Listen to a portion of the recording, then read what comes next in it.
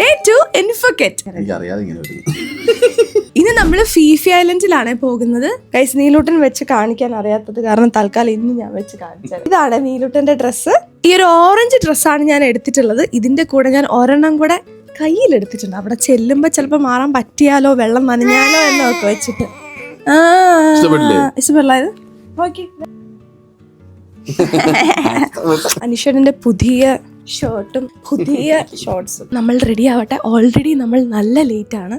ഇപ്പൊ നമ്മൾ ലേറ്റ് ആവാൻ പോവുകയാണ്. പക്ഷെ ഞങ്ങൾ റെഡി ഫോർ ഫിഫി ഐലൻഡ്.